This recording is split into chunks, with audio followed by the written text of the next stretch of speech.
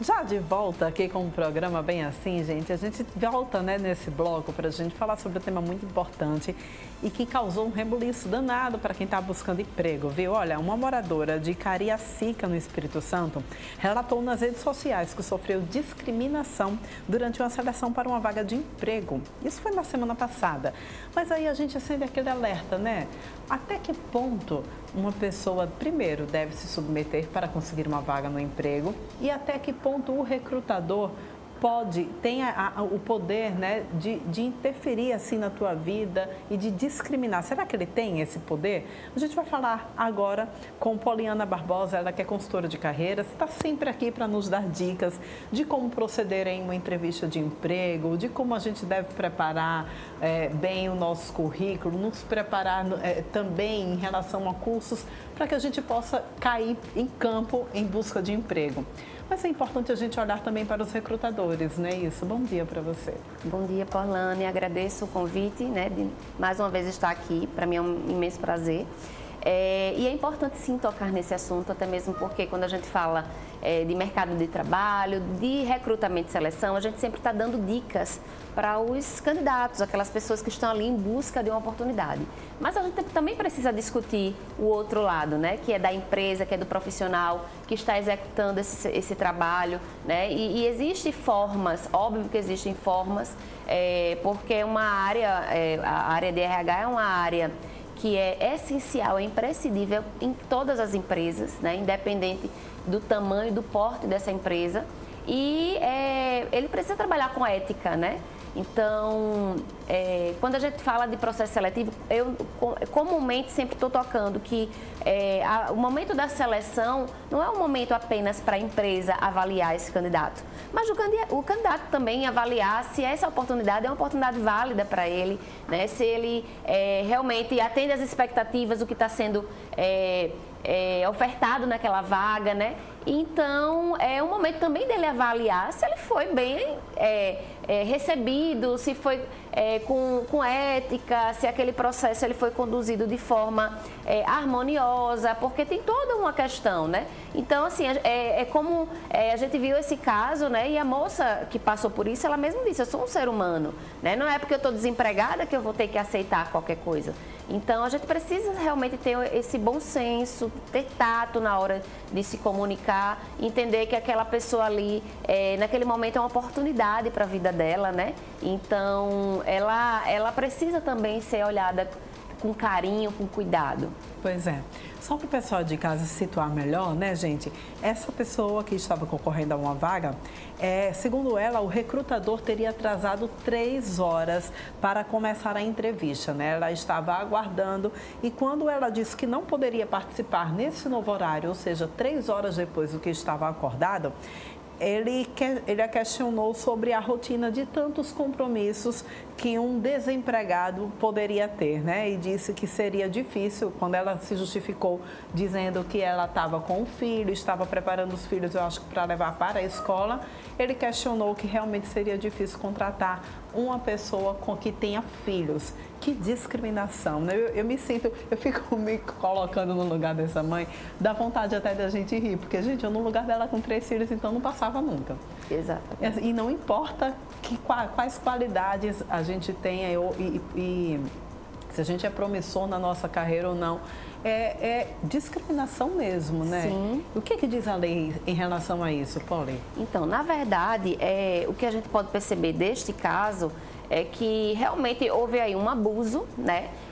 Por parte desse recrutador. Ele fez um julgamento prévio, né, de que ela estava desempregada, mas de repente ela nem estaria desempregada, porque um processo seletivo, quem participa não é apenas a pessoa que está desempregada. De repente eu estou trabalhando numa empresa, mas estou em busca de outras oportunidades. Então eu posso ter também uma rotina, né, cheia, estou com outro trabalho e aí tudo é negociável. E um bom recrutador, um bom profissional, ele vai ter esse olhar. Ah, então você está trabalhando? Qual o melhor horário para você? Pode ser no final do expediente, então tudo isso a gente precisa estar antenado, né? Não significa que aquela pessoa vai estar desempregada. E no caso dela, principalmente por ser mãe, por ter uma rotina, né? E aí esse recrutador demonstrou total, ele não teve empatia naquele momento e julgou como se a pessoa tivesse que estar à disposição né, da empresa, do recrutador, a qualquer momento. E não é assim. O processo seletivo, ele precisa de metodologia, de técnicas, e a gente precisa também trabalhar com a organização e planejamento, né? Então, quando a gente agenda, né, um horário, é necessário cumprir, né, essa agenda. E motivos de atrasos podem acontecer. Inclusive, eu, como recrutadora, muitas vezes acontece. Se eu acabar atrasando a primeira pessoa que estava ali agendada, o restante da agenda, consequentemente, vai começar a atrasar também. Mas isso é um processo que é comum. Porém, que tipo de atraso é esse? São 10, são 15 minutos? Então, ok, normal, pode acontecer imprevistos. Mas ali naquele caso, foi um caso específico onde se passaram horas e a pessoa ela não poderia estar ali à disposição desse recrutador. Mas assim, não importa que ele não teve tempo naquele momento de falar que ia atrasar. A questão é a falta realmente de ética, né, de educação, de respeito. Pelo outro ser humano, né? Então, jamais, né, pode acontecer isso. Isso aí realmente é um abuso. Ela, enquanto vítima, ela pode sim denunciar, né? Porque isso não pode acontecer. A gente sabe que, independente da área de atuação de qualquer profissional, a gente precisa trabalhar sempre com a questão do respeito e da ética. E assim, esse tipo de situação vexatória, discriminatória, que vai fazer com que essa outra pessoa se sinta constrangida, diminuída, minimizada, elas precisam terminar, elas precisam acabar, né? Então, é importante que a gente fale aqui, né, para esses profissionais que estão aí no mercado, que muitas vezes estão cansados, tem uma agenda grande. A gente sabe que a área de recrutamento e seleção, a cada dia que passa, é bastante demandada, com a grande rotatividade, né, de colaboradores nas empresas. Então, assim, às vezes acontece de estar fazendo processos seletivos diariamente, o dia inteiro, mas isso não significa que a gente tem o direito de destratar, né, o nosso próximo. Então, precisa rever, repensar, respirar. Assim como ela também tem as questões dela, mas esse recrutador, ele também deve ter a dele, mas o bom senso, o respeito em primeiro lugar. Pois é, eu acho que a impressão que a gente tem é que tem gente que ainda parece ter a mentalidade ainda na Revolução Industrial, né? A gente via muito que as pessoas davam sangue, literalmente, para estarem trabalhando. A gente vive, sem dúvida, também um momento em que a gente tem uma alta taxa de desemprego, mas a gente já tem visto um movimento também, né, de retorno, de dizer, olha, não, todo mundo tem limite, não é porque eu preciso do emprego, não é porque eu preciso deste meu emprego que eu deva me submeter a qualquer tipo de situação. Isso não é mais um problema, né, Poli? A gente tem visto que essa tendência das pessoas começarem a se negar, por exemplo, a exercer uma função que não esteja dentro do programado, do combinado, isso não é problema também, né? Isso. O mercado de trabalho ele é muito dinâmico, né? A gente sabe que o que está acontecendo hoje, amanhã, de repente, pode ser não mais usual. E o que a gente percebe é que o bom profissional ele precisa estar sempre se atualizando, né? Sempre buscando novas ferramentas, novas técnicas, metodologias. Com isso, ele começa a se tornar um profissional de ponta. Ele começa a entender que ele é muito bom e ele pode escolher onde ele quer trabalhar, né? De que forma que ele quer trabalhar. E isso é uma negociação. Então, realmente, foi-se o tempo onde o acordo trabalho, né, trabalhador-empresa era tipo, eu te pago e você vai ter que vir. Não, existem normas, existem regras, horários, as atividades específicas para cada cargo. Então, não significa que eu estou aqui executando uma atividade que eu tenho a obrigação de parar a minha atividade para a qual eu fui contratada para executar outra porque meu chefe está pedindo, que não tem nada a ver com a minha formação ou com aquilo que eu fui contratado. Eu até posso ir enquanto profissional, mas porque eu quero colaborar e não porque é minha obrigação. E hoje as empresas elas começam a perceber que esse profissional diferenciado, ele realmente tem o poder, né, de decidir se ele quer continuar naquela empresa, se ele quer passar para outra empresa, ou de repente ele também tem essa autonomia de reivindicar, né, alguns direitos. Por exemplo, olha, estou executando aqui atividades, né, que está além daquilo que foi acordado, né, vem executando com muita competência e excelência, e acho que já está na hora, de repente, de acontecer aqui uma promoção salarial. Então, hoje já acontece esse movimento, porque o profissional ele tem consciência do seu potencial e do seu valor.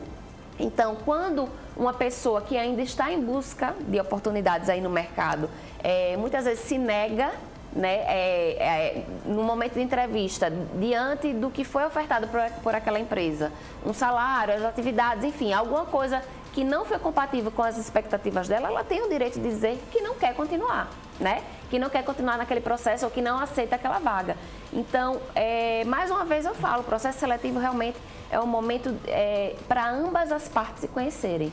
O candidato ele também tem o direito de conhecer e saber se aquilo lá atende às expectativas e dizer não. Você que está bem antenada aí no mercado, me diz como a empresa que estava contratando poderia enxergar aquela mulher que acabou se negando a fazer a entrevista depois do que aconteceu. Você acredita que ela foi mal avaliada dentro do mercado? Sim, com certeza. O impacto totalmente negativo para a empresa, né? Agora, lembrando que existe aí uma relação também que a gente não sabe exatamente o que foi que aconteceu, até mesmo porque não foi identificado qual era a empresa, qual era o recrutador, mas assim, muitas vezes, né, existe a empresa que tem as suas normas políticas, enfim, né? Sua forma de conduta, e existem seus prestadores de serviço ou seus colaboradores. A partir do momento que ela contrata um serviço prestado de um recrutamento e seleção, ou de repente é um próprio colaborador dela, aquela pessoa está representando essa empresa. Então, por mais que a empresa ela siga uma linha, né, de raciocínio e que tem as suas políticas internas de forma muito adequada, se esse profissional ele saiu desse padrão, é a empresa que acaba levando essa imagem, né? Então, assim, é muito negativo, com certeza, para esse profissional ainda mais, porque ele, de repente, até pode ser punido de, sei lá, uma demissão ou, de repente, de não ser contratado. E se ele é um profissional liberal, olha para isso. Quem é que vai querer contratar esse recrutador para futuras oportunidades? Então, assim, a gente precisa entender que quando a gente faz uma seleção, os candidatos, eles se candidatam àquela vaga porque eles querem estar dentro daquela empresa, porque eles veem aquela empresa como uma grande oportunidade, como um exemplo, né? Então, é óbvio que a imagem da empresa, ela precisa ser, de todas as formas, como é que eu posso dizer, guardada de uma forma positiva, né? Então, tem que ter muito cuidado, né? Independente se é uma visão da empresa ou é uma visão do colaborador. Isso tudo precisa estar alinhado, né? E entendendo que aquele candidato, ele é um potencial, talvez não dentro da sua empresa, mas em outro lugar. Então, ele precisa de respeito da mesma forma. E para a candidata, você acha que ficou feio para ela se negar a fazer a entrevista? Pelo que a gente vê naquele diálogo, na verdade não ficou bonito para ambas as partes, porque assim, meio que foi uma troca de farpas, né? Mas que ela estava no direito dela, sim, de se negar, até mesmo porque na hora agendada, né, na conversa ela estava lá aguardando o recrutador, né? E horas depois é que ele vem dizer, vamos fazer agora. Ela não estava mais disponível, então ela tem todo o direito de dizer não. Ela estava correta, né? Até mesmo porque a gente precisa alinhar horários, enfim. Essa comunicação ela precisa ser clara, é um acordo entre ambas as partes. É óbvio que se ela tivesse disponibilidade, seria melhor, né, ela entrar naquele momento na videochamada para que adiantasse esse processo, mas ela não estava errada. A questão foi só a linguagem que foi utilizada por ambas as partes. Ali eu acho que ambos perderam a razão, né, porque acabaram se alfinetando, trocando palavras que não são cabíveis para aquele momento, que, querendo ou não, é uma entrevista de emprego, né? É algo que é formal, era para ser formal. Então, não foi bacana da forma que ela se posicionou, mas que ela estava correta, sim, em dizer que não estava disponível naquele momento. E não fica feio, de forma alguma, né? Ela apenas reivindicou o direito dela. Olha, agora eu não tenho disponibilidade. Então, para você, candidato, que às vezes fica com medo até, né, de falar para a empresa, olha, hoje eu não posso, hoje eu não estou disponível, eu não quero essa vaga. Não, esse momento é um diálogo entre você e a empresa. Então, seja claro. Mas cuidado com as palavras que você coloca, né? Para que isso não venha prejudicá-lo, né, futuramente em outras oportunidades. Muito bem, muito obrigada, Poliana, pela tua explicação aqui para a gente e por você estar sempre solícita, ser muito solícita também, né? Sempre disponível. Muito obrigada. Eu que agradeço, estarei sempre aqui. A gente vai encerrando o programa de hoje. Obrigada pela tua companhia durante essa manhã. Amanhã a gente volta a se encontrar, tá, gente? Às 9 horas aqui no canal 525 da NET, é claro. Até lá.